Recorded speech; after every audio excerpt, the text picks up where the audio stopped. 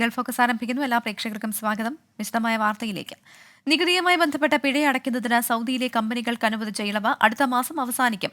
വാറ്റ് return file ചെയ്യുന്നതിൽ സംഭവിച്ച വീഴ്ചകൾക്കുള്ള പിഴ ഈ കാലയളവിൽ ഒഴിവാക്കും. ആനുകൂല്യം പരമാവധി പ്രയോജനപ്പെടുത്തണമെന്ന് അധികൃതർ ആവശ്യപ്പെട്ടു. നികുതി അടക്കുന്നതിലോ വാറ്റ് റിട്ടേൺ ഫയൽ ചെയ്യുന്നതിലോ സംഭവിച്ച വീഴ്ചകൾക്ക് സൗദിയിലെ കമ്പനികൾക്ക് ചുമത്തിയ എല്ലാ പിഴകളും ഒഴിവാക്കിക്കൊണ്ടുള്ള നിയമം പ്രാബല്യത്തിൽ വന്നത് 2024 ജൂലൈ 1-നാണ്. ഡിസംബർ 31-ന് ഈ ആനുകൂല്യം അവസാനിക്കും. അതിനു മുമ്പ് ഈ അവസരം പ്രയോജനപ്പെടുത്തണമെന്ന് Saudi zakat tax and customs authority ആവശ്യപ്പെട്ടു. വാറ്റ് റിട്ടേൺ ഫയൽ ചെയ്യുന്നതിലെ കാലതാമസം, പേയ്മെന്റ് വൈകൽ, തെറ്റായ വിവരങ്ങൾ നൽകൽ, യഥാർത്ഥ കച്ചവടം മറച്ചുവെക്കൽ, വാറ്റ് രജിസ്റ്റർ ചെയ്യാതിരിക്കൽ തുടങ്ങിയവയ്ക്ക് ചുമത്തിയ പിഴകളെല്ലാം ഒഴിവാക്കുമെന്ന് ടാക്സ് കൺസൾട്ടന്റും ജിദ്ദയിലെ അക്യുറേറ്റ് MD-യുമായ നൌഷാദ് പറഞ്ഞു. അത് ടാക്സ് എന്ന് പറയുമ്പോൾ വാല്യൂഡ് ടാക്സ് ആണെന്നുണ്ടെങ്കിലും income tax, excise tax, withholding tax, അതുപോലെ റിയൽ എസ്റ്റേറ്റ് ട്രാൻസാക്ഷൻ ടാക്സ് ആണെന്നുണ്ടെങ്കിലും ഇതുമായിട്ട് ബന്ധപ്പെട്ടുള്ള പെനാൽറ്റികൾ നമുക്ക് ഒഴിവാക്കി കിട്ടാൻ ഒരു സുവർണ അവസരമാണ് സൗദി പ്രഖ്യാപിച്ചിട്ടുള്ളത്. മുൻകാലങ്ങളിൽ 2024 ജൂലൈ 1-ാം തീയതിക്ക് മുന്നേ വന്നിട്ടുള്ള ഏത് തരത്തിലുള്ള ടാക്സ് ആണെങ്കിലും പെനാൽറ്റി ആണെങ്കിലും ഈ ടാക്സിന്റെ കൂടെയുള്ള പെനാൽറ്റികൾ ടാക്സ് അടച്ചുകൊണ്ട് നമുക്ക് ഒഴിവാക്കാൻ സാധിക്കുന്നതാണ്. ആനുകൂല്യം പ്രയോജനപ്പെടുത്താൻ നികുതിദായകർ ബന്ധപ്പെട്ട പ്ലാറ്റ്ഫോമിൽ രജിസ്റ്റർ ചെയ്യുകയും പഴയ വാറ്റ് റിട്ടേൺ ഫയൽ ചെയ്യുകയും നികുതി കുടിശ്ശിക അടക്കുകയും വേണം. നികുതി തവണകളായി അടക്കാനുള്ള സൗകര്യവും ഇപ്പോഴുണ്ട്. ജലീൽ കണ്ണമംഗലം, 24 ജിദ്ദ. ടോൾ വരുമാനത്തിൽ റെക്കോർഡിട്ട് സാലിക്. ഈ വർഷത്തിന്റെ 3-ാം പാദത്തിൽ 822 മില്യൺ ലാഭമാണ് കമ്പനി കരസ്ഥമാക്കിയത്. സാലിക്കിന്റെ ചരിത്രത്തിലെ ഏറ്റവും ഉയർന്ന ലാഭമാണ് ഇത്. കഴിഞ്ഞ 9 മാസത്തെ കണക്കുകളാണ് ദുബായ് സാലിക് പുറത്തുവിട്ടത്. ഇക്കാലയളവിൽ 822 മില്യൺ ദിർഹമാണ് കമ്പനി നേടിയത്. സാലിക്കിന്റെ ചരിത്രത്തിലെ ഏറ്റവും ഉയർന്ന ലാഭമാണിത്. ഈ കാലയളവിൽ സാലിക് ഗേറ്റുകൾ വഴി കടന്നുപോയ 35.5 കോടി യാത്രകളിൽ നിന്നാണ് കമ്പനി ഇത്രയധികം വരുമാനം സ്വന്തമാക്കിയത്. പിഴ ഈടാക്കിയതിൽ നിന്ന് വരുമാനത്തിലും വർധനവുണ്ട്. 174.8 മില്യൺ ദിർഹമാണ് പിഴ വരുമാനമെന്നും കമ്പനി അറിയിച്ചു. അതേസമയം നേരത്തെ പ്രഖ്യാപിച്ച പുതിയ 2 ടോൾ ഗേറ്റുകളുടെ പ്രവർത്തനം ഈ മാസം 24-ന് ആരംഭിക്കും. ബിസിനസ് ബേ, അൽസഫ സൗത്ത് ഗേറ്റുകളാണ് തുറക്കുന്നത്. ഇതോടെ ദുബായിൽ സാലിക് ടോൾ ഗേറ്റുകളുടെ എണ്ണം 10-ആയി ഉയർന്നു. 24 ദുബായ്. ദേശീയ ദിനാഘോഷങ്ങൾ വിപുലമാക്കാനൊരുങ്ങി UAE അധികൃതർ. ദിവസങ്ങളോളം നീണ്ടു നിൽക്കുന്ന ആഘോഷ പരിപാടികളാണ് രാജ്യമെങ്ങും നടക്കുക. 1971 ഡിസംബർ 2-ന് ഐക്യ എമിറേറ്റ് രൂപീകൃതമായതിന്റെ 53-ാമത് വർഷമാണ് ഇത്തവണ. ഈദ് അൽ ഇത്തിഹാദ് എന്ന പേരിൽ രാജ്യമെങ്ങും വിപുലമായ ആഘോഷ പരിപാടികളാണ് ഇത്തവണ രാജ്യം ആസൂത്രണം ചെയ്തിരിക്കുന്നത്. എല്ലാ എമിറേറ്റുകളിലും പ്രത്യേക പരിപാടികൾ നടക്കും. 7 എമിറേറ്റുകളുടെ ഏകീകരണം ആഘോഷിക്കുന്ന ചരിത്ര നിമിഷത്തിന്റെ ഭാഗമാകാൻ എല്ലാവരെയും ക്ഷണിക്കുന്നുവെന്ന് 53-ാമത് ഈദ് അൽ ഇത്തിഹാദ് ആഘോഷത്തിന്റെ സംഘാടക സമിതിയുടെ strategic and creative affairs director Essa Al Subousi പറഞ്ഞു. അതേസമയം ആഘോഷവേളകളിൽ പരമാവധി മാലിന്യം കുറയ്ക്കണമെന്നും പുനരുപയോഗിക്കാവുന്ന വസ്തുക്കളെ ആശ്രയിക്കണമെന്നും അധികൃതർ ജനങ്ങളോട് ആഹ്വാനം ചെയ്തിട്ടുണ്ട്. ഡിസംബർ 2-3 തീയതികളിൽ രാജ്യം ഔദ്യോഗിക അവധി നൽകിയിട്ടുണ്ട്. വാരാന്ത്യ അവധി കൂടി ചേരുമ്പോൾ പൊതുജനങ്ങൾക്ക് 4 ദിവസത്തെ അവധിയും ഇത്തവണ ലഭിക്കും. 24 ദുബായ്. സമാധാനവും സഹിഷ്ണുതയും സംരക്ഷിക്കാൻ ലോകം കൈകോർക്കണമെന്ന് ഹറം ഇമാം ഡോക്ടർ അബ്ദുള്ള അബ്ദുറഹ്മാൻ അൽ ബുവൈജാൻ. KNM സംസ്ഥാന സമിതിയുടെ സമാധാന സമ്മേളനം കോഴിക്കോട് ഉദ്ഘാടനം ചെയ്യുകയായിരുന്നു അദ്ദേഹം. കോഴിക്കോട് കടപ്പുറത്തായിരുന്നു KNM സംസ്ഥാന സമിതി സമാധാന സമ്മേളനം സംഘടിപ്പിച്ചത്. വെറുപ്പിന്റെ ലോകക്രമത്തെ സ്നേഹം കൊണ്ട് തിരുത്താൻ കൈകോർക്കണമെന്ന് ഹറം ഇമാം ഷെയ്ഖ് ഡോക്ടർ അബ്ദുള്ള അബ്ദുറഹ്മാൻ അൽ ബുവൈജാൻ ആവശ്യപ്പെട്ടു. الذي تنظمه ندوة المجاهدين في كيرلا، فتحية خاصة لمشايخ هذه الندوة المباركة وطلبة العلم فيها ولروادها وزوارها وداعميها. كتب الله أجركم وسدد خطاكم. أيها الجمع المبارك. മന്ത്രി വി അബ്ദുറഹിമാനും സമ്മേളനത്തിന്റെ ഭാഗമായി. പഴയകാലത്ത് അറബി നാടുകളിൽ മലബാർ എന്നുള്ള രീതിയിലായിരുന്നു നമ്മളെ പ്രദേശമൊക്കെ തന്നെ അറിഞ്ഞിരുന്നത്. മദ്രാസ് സംസ്ഥാനത്തിന്റെ ഭാഗമായി നിലകൊണ്ടിരുന്ന കാലഘട്ടത്തിൽ മലബാർ എന്ന പേരിൽ മലബാരികൾ എന്നാണ് അന്ന് അറബികളൊക്കെ തന്നെ നമ്മൾ അറിഞ്ഞത്. സൗദി അറേബ്യ അടക്കമുള്ള രാജ്യങ്ങളിൽ ഏറെ കൂടുതൽ വ്യാപാര ബന്ധമുള്ള ഒരു നാടാണ് പ്രത്യേകിച്ച് ഈ കോഴിക്കോട്. അനവധി വെല്ലുവിളികൾ നേരിടുന്ന കാലഘട്ടത്തിലൂടെ ലോകം കടന്നു പോകുമ്പോൾ മദീന ഇമാമിന്റെ വാക്കുകൾ ഏറെ പ്രസക്തമാണെന്ന് PK കുഞ്ഞാലിക്കുട്ടി പറഞ്ഞു. നമ്മൾ ഇന്ന് വർത്തമാന കാലഘട്ടത്തിലുള്ള നിരവധി പ്രശ്നങ്ങൾ നമ്മളെയൊക്കെ വ്യാകുലപ്പെടുത്തുന്നുണ്ട്, അങ്ങേയറ്റം വിഷമിപ്പിക്കുന്നുണ്ട്. കാരണം ബോധപൂർവം മനുഷ്യനെ തമ്മിൽ ഡിവൈഡ് ചെയ്ത് ഭിന്നിപ്പിച്ച് അതിൽ നിന്ന് രാഷ്ട്രീയ മുതലെടുപ്പ് നടത്തി അങ്ങനെ കൊണ്ടുപോകുന്ന ഒരു കാലഘട്ടത്തിൽ മത അനുഷ്ഠാനങ്ങളെയും അതുപോലെ തന്നെ മതവിശ്വാസത്തെയും ഒക്കെ അപമാനിക്കാനും അതുപോലെ തന്നെ ഓരോരുത്തരുടെയും വിശ്വാസത്തിൽ ഇടപെടാനും ഒക്കെ ശ്രമം നടന്നുകൊണ്ടിരിക്കുന്ന ഒരു സ്ഥിതി. മഗ്‌രിബ് നമസ്കാരത്തിനും മദീന ഇമാം നേതൃത്വം നൽകി. KNM president TP Abdulla Koya Madani ചടങ്ങിൽ അധ്യക്ഷനായി. MK Raghavan MP, PMA Salam, doctor Fazal Gafoor തുടങ്ങി നിരവധി പേർ സമ്മേളനത്തിന്റെ ഭാഗമായി. 24 കോഴിക്കോട്. തൃശൂർ കൊടുങ്ങല്ലൂർ SN പുരം സ്വദേശി പോഴോലൽ മോഹനന്റെ ഭാര്യ രാജലക്ഷ്മി നിര്യാതയായി. സാന്ത്വനം കുവൈറ്റ് അധ്യക്ഷൻ രാജേന്ദ്രൻ മുള്ളൂരിന്റെ സഹോദരിയാണ്. സംസ്കാരം ഇന്ന് ഉച്ചയ്ക്ക് വീട്ടുവളപ്പിൽ നടന്നു. ദുബായ് ഫിറ്റ്നസ് ചലഞ്ചിനോടനുബന്ധിച്ച് സ്പോർട്സ് മീറ്റ് സംഘടിപ്പിച്ച് വുഡ്ലം എഡ്യൂക്കേഷൻസ്. ദുബായ് ഖിസായ്സിലുള്ള വുഡ്ലം പാർക്ക് സ്കൂളിൽ നടന്ന പരിപാടി managing director Naufal Ahmed flag off ചെയ്തു. ആരോഗ്യകരമായ ജീവിതശൈലി പ്രോത്സാഹിപ്പിക്കുന്നതിനായാണ് പരിപാടിയെന്നും ഫിറ്റ്നസ് ചലഞ്ച് നടക്കുന്ന നവംബർ മുഴുവൻ ഇത്തരത്തിൽ വിവിധ കായിക പരിപാടികൾ സംഘടിപ്പിക്കുമെന്നും അധികൃതർ അറിയിച്ചിട്ടുണ്ട്. മരുഭൂമിയിൽ മഞ്ഞു പെയ്യുന്ന കാഴ്ചയിലേക്കാണ് ഇനി കാണേണ്ട കാഴ്ചയാണിത്. സൗദി അറേബ്യയിലെ അൽ ജഫ് മരുഭൂമിയിൽ നിന്നുള്ള മനോഹര ദൃശ്യങ്ങളിലേക്ക്.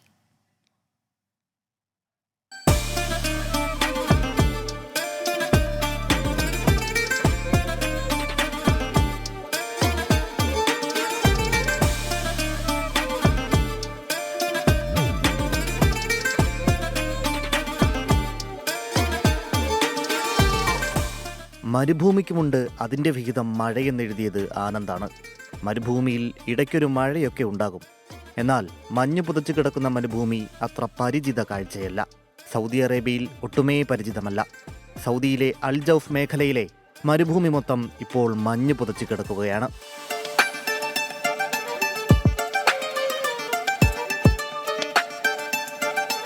കാലാവസ്ഥാ വ്യതിയാനത്തെ തുടർന്നുണ്ടായ പ്രതിഭാസമാണെങ്കിലും നിരവധി പേരാണ് മരുഭൂമിയിലെ അത്ഭുത മഞ്ഞ് കാണാനെത്തുന്നത്.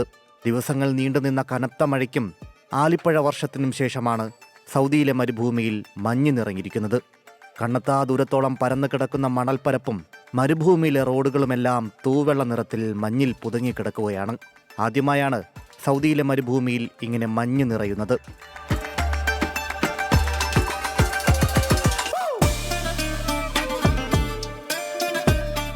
അറബിക്കടലിലെ ന്യൂനമർദ്ദമാണ് ഈ മേഖലയിലുണ്ടായ കനത്ത മഴയ്ക്ക് കാരണം.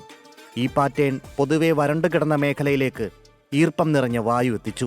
അസാധാരണമായ ഈ പ്രതിഭാസമാണ് കാലാവസ്ഥയിൽ പ്രകടമായ മാറ്റം വരുത്തിയത്.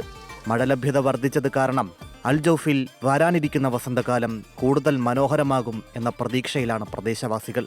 ഇനി മരുഭൂമിയിലെ പൂക്കാലത്തിനു വേണ്ടിയുള്ള കാത്തിരിപ്പ്. Research desk 24. മറ്റ് പ്രധാനപ്പെട്ട വാർത്തകൾ നോക്കാം. വോട്ടെടുപ്പ് ദിനത്തിൽ വീണ്ടും EP ബോംബ്.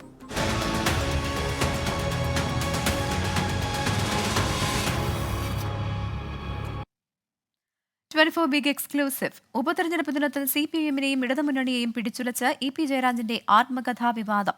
പാർട്ടിയും സർക്കാരും തെറ്റുകൾ തിരുത്തണമെന്ന് കട്ടൻ ചായയും പരിപ്പുവടയും ഒരു കമ്മ്യൂണിസ്റ്റിന്റെ ജീവിതം എന്ന ആത്മകഥയിൽ പറയുന്നു. പുസ്തകത്തിലെ വിശദാംശങ്ങൾ പുറത്തുവിട്ടത് 24.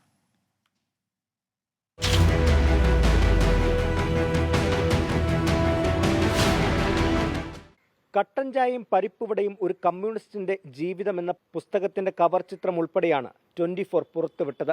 CPM-നുള്ളിലും പുറത്തും തനിക്ക് നേരെ ഉയർന്ന ആരോപണങ്ങൾക്കും വിമർശനങ്ങൾക്കും EP ജയരാജൻ പുസ്തകത്തിൽ മറുപടി നൽകുന്നു. രണ്ടാം പിണറായി സർക്കാരിന്റെ പ്രവർത്തനത്തെ വിമർശിക്കുന്ന EP ജയരാജൻ CPIM ജനങ്ങളിൽ നിന്ന് അകന്നെന്നും തുറന്നടിക്കുകയാണ്. CPM-നുള്ളിൽ സ്വയം തിരുത്തൽ അനിവാര്യം. ഒന്നാം പിണറായി സർക്കാരിൽ ബന്ധുനിയമനത്തിന്റെ പേരിൽ താൻ വേട്ടയാടപ്പെട്ടു. എന്നാൽ പാർട്ടി മാധ്യമങ്ങൾ പോലും നിസ്സംഗത പാലിച്ചു. മന്ത്രിസ്ഥാനത്ത് തിരികെ എത്തില്ലെന്ന് പലരും കരുതിയെന്നും EP. ദേശാഭിമാനിക്ക് വേണ്ടി സാന്റിയാഗോ മാർട്ടിനിൽ നിന്ന് സംഭാവന സ്വീകരിച്ചത് CPM നേതൃത്വത്തെ അറിയിച്ച ശേഷമാണ്. എന്നാൽ VS അച്യുതാനന്ദൻ ഉൾപ്പെടെ ഇത് തനിക്കെതിരെയുള്ള ആയുധമാക്കി. പാർട്ടി കമ്മിറ്റിയിൽ വൈദേകവുമായി ബന്ധപ്പെട്ട P ജയരാജന്റെ വിമർശനം വളച്ചൊടിച്ച് പുറത്തുവിട്ടത് ആരാണെന്ന് തനിക്കറിയാം. ലോക്സഭാ തെരഞ്ഞെടുപ്പിലെ പാർട്ടി സ്ഥാനാർത്ഥി നിർണയം പാളിയെന്നും കുറ്റപ്പെടുത്തൽ. ലോക്സഭാ തെരഞ്ഞെടുപ്പ് വേളയിൽ CPM-നുള്ളിലും സംസ്ഥാന രാഷ്ട്രീയത്തിലും ഏറെ കോളിളക്കമുണ്ടാക്കിയ BJP ബാന്ധവ ആരോപണത്തിലും EP ജയരാജൻ നിലപാട് വ്യക്തമാക്കുന്നുണ്ട്. തെരഞ്ഞെടുപ്പ് ദിവസം പ്രകാശ് ജാവദേക്കറെ കണ്ടെന്ന് തുറന്നു പറഞ്ഞത് പാർട്ടിയെ പ്രതിരോധത്തിലാക്കാതിരിക്കാൻ. എന്നാൽ പാർട്ടി തന്നെ മനസ്സിലാക്കിയില്ലെന്നാണ് ഇപിയുടെ പരിഭവം. 3 ഉപതെരഞ്ഞെടുപ്പും പാർട്ടിയും എന്ന അധ്യായത്തിൽ പറയുന്നുണ്ട്. പരാമർശങ്ങൾ വിവാദമായേക്കാമെന്നും അധ്യായത്തിന്റെ തുടക്കത്തിൽ പറയുന്നു. ഡോക്ടർ പി സരിന് അവസരവാദ രാഷ്ട്രീയമെന്നും PV അൻവർ വയ്യാവേലിയെന്നും EP ജയരാജൻ തുറന്നു വിമർശിക്കുന്നു. കഴിഞ്ഞ ലോക്സഭാ തെരഞ്ഞെടുപ്പ് ദിവസത്തിലാണ് പ്രകാശ് ജാവദേക്കറുമായുള്ള കൂടിക്കാഴ്ചയെക്കുറിച്ച് EP ജയരാജൻ തുറന്നു പറഞ്ഞത്. ഇന്ന് ഉപതെരഞ്ഞെടുപ്പ് നടക്കുന്ന ദിവസം അക്കാര്യത്തിലുള്ള വിശദീകരണവും ആത്മകഥയിലൂടെ EP തുറന്നു പറയുകയാണ്. എന്തായാലും EPയുടെ പുസ്തകം രാഷ്ട്രീയ കേരളത്തിൽ വലിയ ചർച്ചയാകുമെന്നുറപ്പ്. കോട്ടയത്ത് നിന്ന് അരുൺ നീണ്ടൂരിനൊപ്പം ടോബി ജോൺസൺ, 24. പുസ്തകം പ്രസിദ്ധീകരിക്കാൻ ആരെയും ചുമതലപ്പെടുത്തിയിട്ടില്ല എന്ന വാദത്തിന് പിന്നാലെ DC ബുക്സിനെതിരെ വക്കീൽ നോട്ടീസ് അയച്ചു EP ജയരാജൻ. ആത്മകഥയെന്ന പേരിൽ വിവരങ്ങൾ പുറത്തുവിട്ടുവെന്ന നോട്ടീസിൽ പുറത്തുവന്ന വിവരങ്ങളിൽ അന്വേഷണം വേണമെന്നാവശ്യപ്പെട്ട് EP ജയരാജൻ DGPക്ക് പരാതി നൽകി. പ്രതിരോധത്തിലായ CPIM ആകട്ടെ ഗൂഢാലോചനയെന്ന് പറഞ്ഞ് വിവാദത്തെ തള്ളുകയാണ്. പുസ്തകത്തിന്റെ പ്രസാധനം നീട്ടിവെക്കുകയാണെന്ന് DC ബുക്സും അറിയിച്ചു.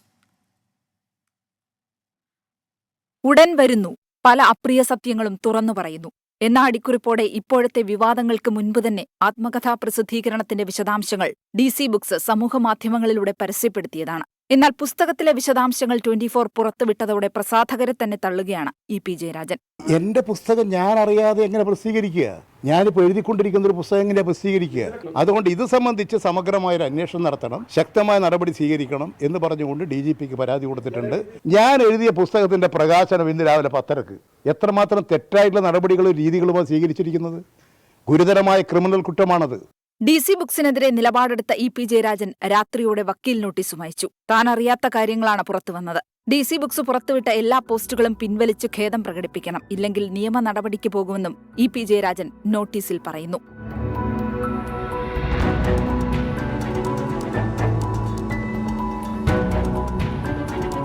പുസ്തകം പ്രസിദ്ധീകരിക്കുമെന്ന് DC ബുക്സ് വ്യക്തമാക്കുന്നുണ്ട്. സാങ്കേതിക പ്രശ്നം മൂലം പ്രസാധനം കുറച്ചു ദിവസത്തേക്ക് നീട്ടിവെക്കുന്നുവെന്നാണ് DC ബുക്സിന്റെ വിശദീകരണം. വോട്ടെടുപ്പ് ദിനത്തിലെ വിവാദത്തെ സംശയത്തോടെയാണ് CPIM കാണുന്നത്. EP ജയരാജൻ പറഞ്ഞത് വിശ്വസിക്കുന്നെന്ന് നേതാക്കൾ. വിവാദങ്ങൾക്ക് പിന്നിൽ ഗൂഢാലോചനയെന്നും പ്രതികരണം. പാർട്ടിക്കെതിരായ ഗൂഢാലോചന ഉൾപ്പെടെയുള്ള പ്രശ്നങ്ങൾ വേറെ ചർച്ച ചെയ്യാം. ഇതിപ്പോൾ ഈ പുസ്തകവുമായിട്ട് ബന്ധപ്പെട്ട ഗൂഢാലോചനയാണല്ലോ പറഞ്ഞത് ജയരാജൻ. അത് വെച്ച് ആവശ്യമായ നിലപാട് സ്വീകരിക്കട്ടെ. അതുപോലെ കേസ് കൊടുക്കുന്നതിനെ പറ്റിയും ജയരാജൻ പറഞ്ഞു കഴിഞ്ഞിട്ടുണ്ട്. ഞങ്ങൾക്ക് ഇതിൻ്റെ അകത്ത് ഒരു കാര്യവും പറയാനില്ല. പാർട്ടിക്ക് ഇതിൽ കൃത്യമായ ധാരണയുണ്ട്. സഖാവ് ജയരാജൻ തന്നെ പറഞ്ഞ ഉത്തരവാണ്. ഒരു തരത്തിലും ഞാൻ എഴുതിയതോ ഞാൻ പറഞ്ഞതോ ഞാൻ പ്രസിദ്ധീകരിക്കാൻ കൊടുത്തതോ എൻ്റെ പുസ്തകത്തിന്റെ ഭാഗമായിട്ടല്ല. EP ജയരാജനെതിരായി വന്നിട്ടുള്ള ആരോപണം അദ്ദേഹം തന്നെ പറഞ്ഞു കെട്ടിച്ചമച്ചതാണിത്. ഇപ്പോൾ ഈ പുസ്തകത്തിൽ വന്നു എന്ന് പറയുന്ന ചില പരാമർശങ്ങൾ അദ്ദേഹത്തിൻ്റെ ഇതുവരെയുള്ള എഴുത്തിലും വന്നിട്ടില്ല എന്നുള്ളത് അദ്ദേഹം തന്നെ പറയുന്നു. വിവാദങ്ങളെ തള്ളുമ്പോഴും പാർട്ടിയെ പ്രതിസന്ധിയിലാക്കിയ ആത്മകഥയിലെ തുറന്നുപറച്ചിലുകൾ CPIM പരിശോധിച്ചേക്കും. എന്നാൽ പാർട്ടി പരിശോധിക്കുമോ എന്ന ചോദ്യങ്ങളിൽ നിന്ന് നേതാക്കൾ ഒഴിഞ്ഞുമാറി. News desk 24. 24 വാർത്ത പുറത്തുവന്നതിന് പിന്നാലെ EP ജയരാജന്റെ ആത്മകഥ രാഷ്ട്രീയ ആയുധമാക്കിയിരിക്കുകയാണ് പ്രതിപക്ഷം. പുസ്തകമെന്ന് പ്രസിദ്ധീകരിക്കാതിരിക്കാൻ DC ബുക്സിന് മുഖ്യമന്ത്രി ഓഫീസിൽ നിന്ന് സമ്മർദ്ദമുണ്ടായെന്നാണ് പ്രതിപക്ഷ നേതാവ് VD സതീശൻ ആരോപിക്കുന്നത്. EP ജയരാജനെ പിന്തുണച്ച് BJPയും രംഗത്തെത്തി. EP ജയരാജന്റെ ആത്മകഥയിലെ വിശദാംശങ്ങൾ 24 പുറത്തുവിട്ടതിന് പിന്നാലെ EPയുടെ വിമർശനങ്ങൾ ഏറ്റെടുത്ത് പ്രതിപക്ഷം. രണ്ടാം പിണറായി സർക്കാരിനെതിരെയും പാലക്കാട്ടെ LDF സ്ഥാനാർത്ഥി ഡോക്ടർ P സരിനെതിരെയും EP ഉയർത്തിയ വിമർശനങ്ങൾ പ്രതിപക്ഷം ശരിവെക്കുന്നു. ഇന്ന് പുസ്തകം പ്രസിദ്ധീകരിക്കാതിരിക്കാൻ മുഖ്യമന്ത്രിയുടെ ഓഫീസിൽ നിന്ന് സമ്മർദ്ദമുണ്ടായെന്നും ആരോപണം. BJPയിൽ സ്ഥാനാർത്ഥിത്വം ചോദിച്ചു പോയ ഒരാളെ CPMന്റെ സ്ഥാനാർത്ഥിയാക്കി പാലക്കാട് അവതരിപ്പിച്ചതിൽ CPMൽ കലാപമാണ് എന്ന് ഞങ്ങൾ പറഞ്ഞതിന്റെ അടിവരെയാണ് EP ജയരാജൻ തന്റെ ആത്മകഥയിലൂടെ ഇട്ടിരിക്കുന്നത്. ഉമ്മൻചാണ്ടിയെ വേട്ടയാടിയ പിണറായി വിജയന് കാലം നൽകുന്ന മറുപടിയാണ് EP ജയരാജൻ എന്ന് KPCC അധ്യക്ഷൻ K സുധാകരൻ. EP ജയരാജന്റെയും CPIMന്റെയും വിശദീകരണം രണ്ടു വഴിക്കാണ്.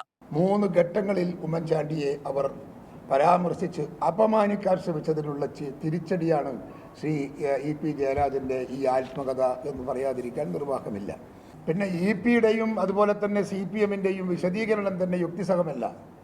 രണ്ടും രണ്ടു വഴിക്കാണ്. വിവാദത്തിൽ EP ജയരാജനെ പിന്തുണയ്ക്കുകയാണ് BJP. പറഞ്ഞതിൽ EP ജയരാജൻ ഉറച്ചു നിൽക്കണമെന്ന് സംസ്ഥാന അധ്യക്ഷൻ K സുരേന്ദ്രൻ. പറഞ്ഞു വച്ചിരിക്കുന്ന കാര്യങ്ങൾ നോക്കിയാൽ അധികാരവും സമ്പത്തും ഒരു കുടുംബത്തിലേക്ക് കേന്ദ്രീകരിക്കുന്നതാണ് ഇപ്പോൾ CPM നേരിടുന്ന ഏറ്റവും വലിയ പ്രതിസന്ധി. പാലക്കാട്ടെ ഉപതെരഞ്ഞെടുപ്പ് പ്രചാരണത്തിലും വിഷയം സജീവ ചർച്ചയാക്കാനാണ് പ്രതിപക്ഷ നീക്കം. News desk 24. ഹേമ കമ്മിറ്റി റിപ്പോർട്ടിലെ ഫയൽ നീക്ക വിവരങ്ങൾ രേഖകൾ സഹിതം 24 പുറത്തുവിട്ടു.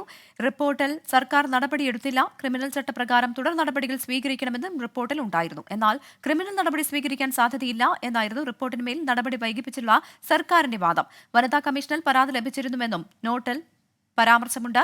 ഹേമ കമ്മിറ്റിയിൽ മേൽ ഒരു പരാതിയും ലഭിച്ചില്ല എന്നായിരുന്നു സർക്കാരിന്റെ വാദം. 24 എക്സ്ക്ലൂസീവ്. വിധിയെഴുതി വയനാടും ചേലക്കരയും. കേരളപ്പോര് powered by KLM Maxiva gold loan. പുരോഗതിയുടെ ആനന്ദം എല്ലാവർക്കും. Co sponsored by Bhima jewels 100th anniversary super surprise.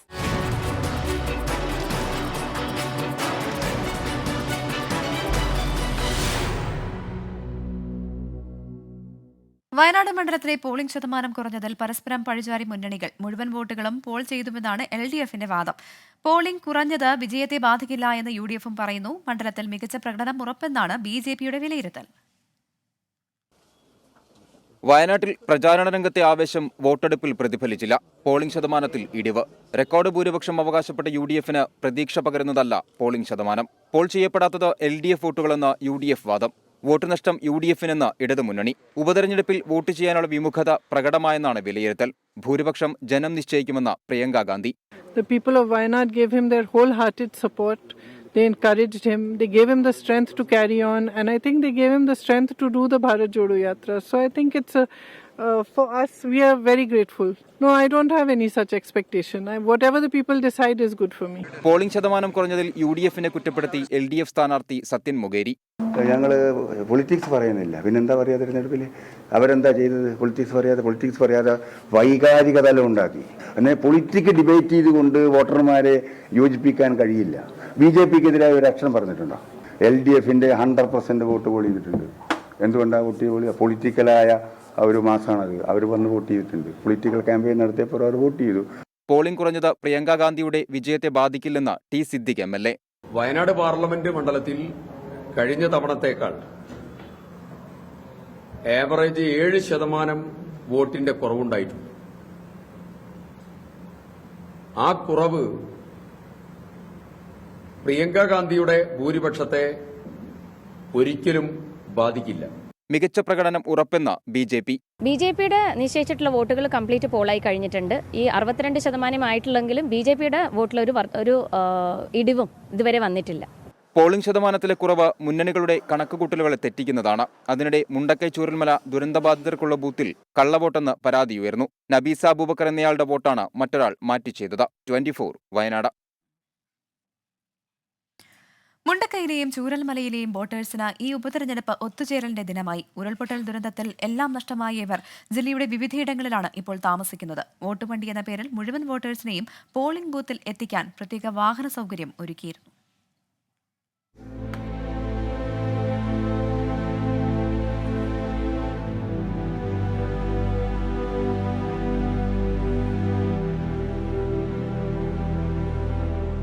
ദുരന്തം വിതച്ച ദിനങ്ങൾക്കിപ്പുറം മൊയ്തീനിക്കയും ഷഹർബാനും ആദ്യമായാണ് പരസ്പരം കാണുന്നത്. കണ്ട സന്തോഷത്തിൽ എന്ത് പറയണമെന്നറിയാതെ കുറെ പൊട്ടിക്കരഞ്ഞു. പഴയ കഥകൾ പറഞ്ഞു. പുതിയ വിശേഷങ്ങൾ ചോദിച്ചറിഞ്ഞു.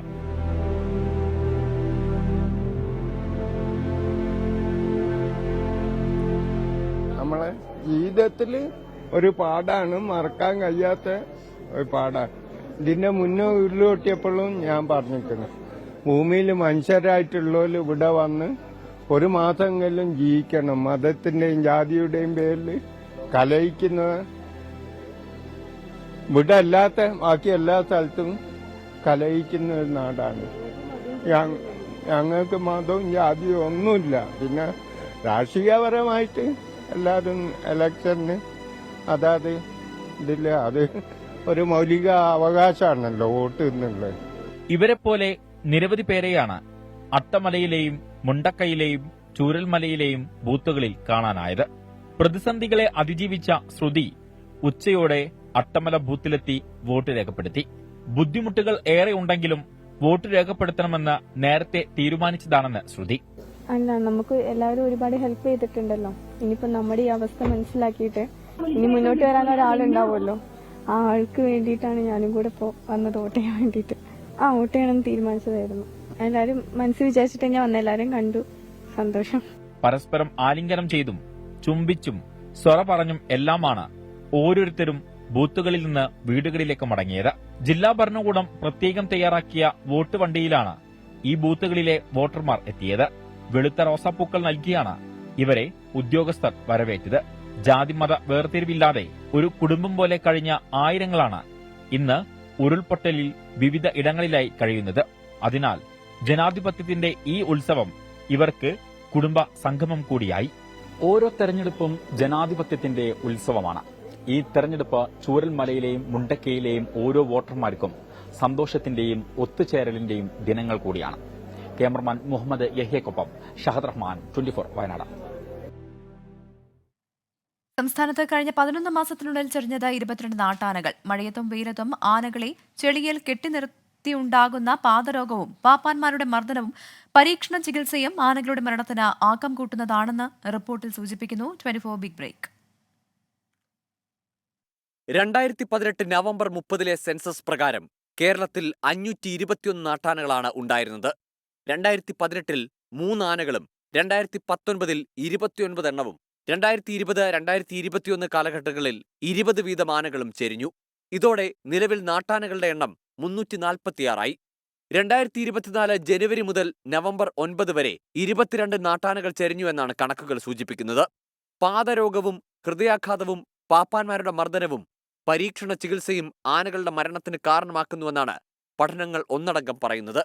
ഇതേ തുടർന്ന് 2021 മാർച്ചിൽ 15 ദിവസത്തിൽ കൂടുതൽ ഒരാനയെ മറ്റു സ്ഥലത്തേക്ക് മാറ്റാൻ പാടില്ലെന്ന് ഹൈക്കോടതി സിംഗിൾ ബെഞ്ച് ഉത്തരവിട്ടു.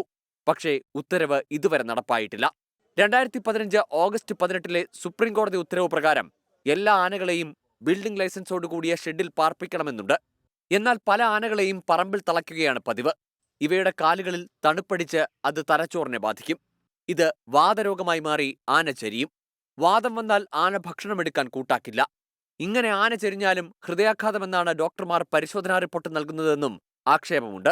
ആന ചെരിഞ്ഞാൽ കൊമ്പ് വനംവകുപ്പ് അധികൃതർ കൊണ്ടുപോകും. എന്ത് കാരണത്താൽ ആന ചെരിഞ്ഞുവെന്നറിയാനുള്ള ആന്തരിക സ്രവങ്ങളുടെ പരിശോധന നടത്താനുള്ള ലാബ് കേരളത്തിലില്ല. ഹൈദരാബാദിലെ Centre for Cellular and Molecular Biology ലാബിലാണ് ഇതിനുള്ള സൗകര്യമുള്ളത്. അതിനാൽ തന്നെ ആന ചെരിഞ്ഞാൽ ശാസ്ത്രീയ രേഖകൾ ഇല്ലാത്ത അവസ്ഥയാണ് ഇന്നുള്ളത്. ആർ അരുൺരാജ്, 24 കൊല്ലം. ഫോക്കസ് പൂർണ്ണമാകും. Good night.